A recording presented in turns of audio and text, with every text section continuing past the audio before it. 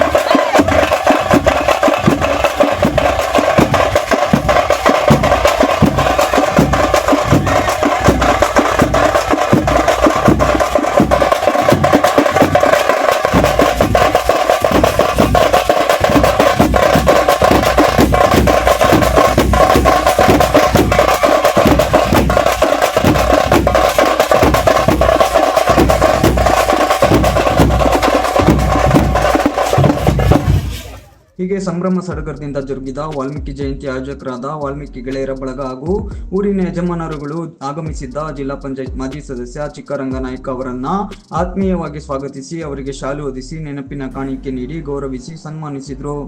ಈ ವೇಳೆ ಮಾಧ್ಯಮಗಳೊಂದಿಗೆ ಮಾತನಾಡಿದ ಜಿಲ್ಲಾ ಪಂಚಾಯತ್ ಮಾಜಿ ಸದಸ್ಯ ಹಾಗೂ ಕನ್ನಡ ಸಾಹಿತ್ಯ ಪರಿಷತ್ನ ಗೌರವಾಧ್ಯಕ್ಷ ಶ್ರೀ ಚಿಕ್ಕರಂಗನಾಯಕ ಶ್ರೀ ಮಹರ್ಷಿ ವಾಲ್ಮೀಕಿ ಅವರ ಗುಣಗಾನ ಮಾಡಿದ್ರು.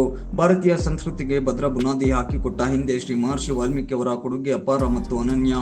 ಇಂತಹ ಮಹಾನ್ ಸಂತನ ಜಯಂತಿಯನ್ನ ಮಾದಾಪುರ ಗ್ರಾಮಸ್ಥರು ಹಾಗೂ ನಾಯಕ ಜನಾಂಗ ಆಚರಿಸಿರುವುದು ಖುಷಿ ತಂದಿದೆ. ಮಾದಾಪುರ ಗ್ರಾಮ ನನಗೇನು ಹೊಸದಲ್ಲ. ಇಲ್ಲಿ ನಾನು ಮತ್ತು ನಮ್ಮ ಸರ್ಕಾರ 10 ಹಲವು ಅಭಿವೃದ್ಧಿ ಯೋಜನೆಗಳನ್ನ ಮಾಡಿದ್ದೇವೆ. ಈ ಊರಿನೊಂದಿಗೆ ನಿಕಟ ಸಂಪರ್ಕವನ್ನ ಹೊಂದಿದ್ದು ಇವತ್ತು ಇಲ್ಲಿಗೆ ಆಗಮಿಸಿ ಖುಷಿ ತಂದಿದೆ ಅಂತ ಮಹರ್ಷಿ ವಾಲ್ಮೀಕಿ ಜಯಂತಿಯ ಸದುದ್ದೇಶವನ್ನ ತಿಳಿಸಿದ್ರು. ತಾಲೂಕು ನಾಯಕರ ಸಂಘದ ಅಧ್ಯಕ್ಷ ಮಂಜುನಾಯಕ, ತಾಲೂಕು ಬಿಜೆಪಿ ಎಸ್ಟಿ ಮೋರ್ಚಾ ಕಾರ್ಯದರ್ಶಿ ನೇರಳೆ ರಂಗಸ್ವಾಮಿ, ಮಾದಾಪುರ ವಾಲ್ಮೀಕಿ ಗೆಳೆಯರ ಬಳಗದ ನಾಯಕರ ಬೀದಿ ಯಜಮಾನರುಗಳು, ಗ್ರಾಮಸ್ಥರುಗಳು ಸೇರಿದಂತೆ ನೂರಾರು ಜನ ಭಾಗವಹಿಸಿದ್ದರು. ಮಾದಾಪುರ ಗ್ರಾಮ ನಮ್ಮ ತಾಯಿ ಗ್ರಾಮ ಇದ್ದಂಗೆ ನಮಗೆ. ಯಾಕೆಂದರೆ ನಾನು ಡಿ ಜಯಕುಮಾರ್ ಅವರ ಕಾಲದಲ್ಲಿ ಕೂಡ ಜಯಕುಮಾರ್ ಅವ್ರಿಗೂ ಗ್ರಾಮ ಅಂದರೆ ಭಾಳ ಇಷ್ಟವಾದ ಗ್ರಾಮ.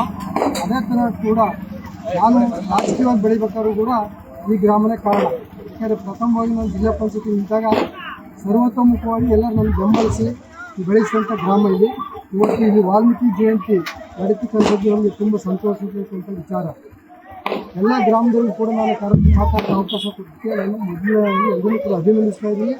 ಮತ್ತು ನಮ್ಮ ಈ ದೇಶಕ್ಕಂಥ ಮಹರ್ಷಿ ವಾಲ್ಮೀಕಿಯವರು ಬರೆದಿರ್ತಕ್ಕಂಥ ರಾಮಾಯಣದ ಜಗತ್ತಿಗೆ ಒಂದು ಮಾದರಿಯಾಗಿ ಕೊಟ್ಟಿದ್ದಾರೆ. ಒಂದು ಸಂಸಾರದಲ್ಲಿ ರಾಮನಾದವನು ಅಣ್ಣನಾದವನು ರಾಮನ ಥರ ಇರಬೇಕು, ರಾಮನಾದವನು ಲಕ್ಷ್ಮಣನ ಥರ ಇರಬೇಕು, ಹೆಂಡತಿಯಾದವನು ಸೀತಮ್ಮನ ಥರ ಇರಬೇಕು, ಒಂದು ಏನಾದ್ರು ನಿಷ್ಠೆ ಇರತಕ್ಕಂಥ ಆಂಜನೇಯನ ಥರ ಇರಬೇಕು, ಏನಾದ್ರು ಸೇವೆ ಮಾಡೋದು ಹಳ್ಳಿ ಸೇವೆ ಅಂತ ಒಂದು ಮಾದರಿಯಾಗಿ ತೋರಿಸ್ಬೇಕಂತ ವಾಲ್ಮೀಕಿಯವರ ನಿದರ್ಶನಗಳನ್ನು ಇವತ್ತು ನಾವು ಮಾಡ್ತಾ ಇದ್ದೀವಿ. ಸಂತೋಷವಾಗಿ ಎಲ್ಲರೂ ಕೂಡ ಅವರ ತತ್ವ ಸಿದ್ಧಾಂತಗಳನ್ನು ಪಾಲಿಸ್ಕೊಂಡು ಹೋಗಲಿ.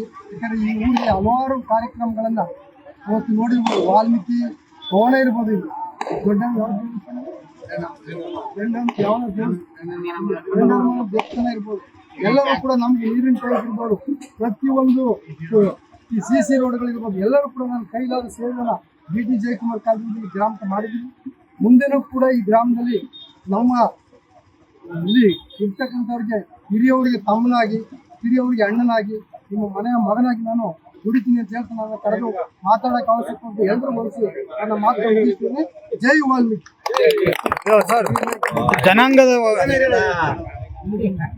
ಜನಾಂಗದ ಒಗ್ಗಟ್ಟಿನ ಬಗ್ಗೆ ಏನ್ ಹೇಳ್ತೀರಾ ಅಂತ ಸರ್? ಈಗ ಜಯಂತಿ ಎಲ್ಲ ಮಾಡ್ತಾ ಇರ್ತಾರೆ, ಆದ್ರೂ ಒಗ್ಗಟ್ಟಿಲ್ಲ ಅನ್ನೋ ಒಂದು ಮಾತಿದೆ, ಇದಕ್ಕೇನ್ ಹೇಳ್ತೀರಾ ಅಂತ? ಏನಿಲ್ಲ, ಹಿಂದೂಗಳ ಒಗ್ಗಟ್ಟಲ್ಲಿ ಅಷ್ಟೇ, ಅವ್ರ ಜನ ಯಾವತ್ತೂ ಒಗ್ಗಟ್ಟೆ. ಒಂದು ಜನಾಂಗದ ವಿಚಾರ ಬಂದಾಗ ನಮ್ಮ ಜನಾಂಗದ ಎಲ್ಲರೂ ಕೂಡ ಒಗ್ಗಟ್ಟಾಗಿರ್ತಾರೆ. ಅವ್ರು ವಿದ್ಯಾವಂತ ಆಗ್ಬೇಕು. ಪ್ರತಿಯೊಬ್ಬರು ಕೂಡ ತಮ್ಮ ಮಕ್ಕಳನ್ನ DT ಜಯಕುಮಾರ್ ಹೇಳ್ತಿದ್ರಂಗೆ ಪ್ರತಿಯೊಬ್ಬ ಮಕ್ಕಳು ಕೂಡ ಓದಿಸಿದಾಗ ಅವರು ತಮ್ಮ ಮಕ್ಕಳಿಗೆ ವಿದ್ಯೆ ಕೊಟ್ಟಾಗ ನೋಡಿ, ಆಸ್ತಿ ಮಾಡ್ಕೊಂಡು ಮಾರ್ಕತ್ತೆ, ಹಣ ಮಾಡ್ಕೊಂಡು ಕಳ್ಕೊಳ್ತಾರೆ, ಆದ್ರೆ ವಿದ್ಯೆ ಕೊಡಲೆ ಅಂತ ಕಳ್ಕೊಳ್ಳೋಕ್ಕಾಗಲ್ಲ, ಕಚ್ಕೊಳ್ಳೋಕ್ಕಾಗಲ್ಲ, ಮಾರಕ್ಕಾಗಲ್ಲ. ಅದರಿಂದ ಪ್ರತಿಯೊಬ್ಬರು ವಿದ್ಯಾವಂತರು ಮಾಡಿ ಮಕ್ಕಳ ಸುಸಂಸ್ಕೃತ ಬೆಳೆಸಬೇಕು ಅಂತ ಹೇಳ್ತಾ ನನ್ನ ಮಾತು ಮುಗಿಸ್ತೇನೆ. ಜೈ ವಾಲ್ಮೀಕಿ.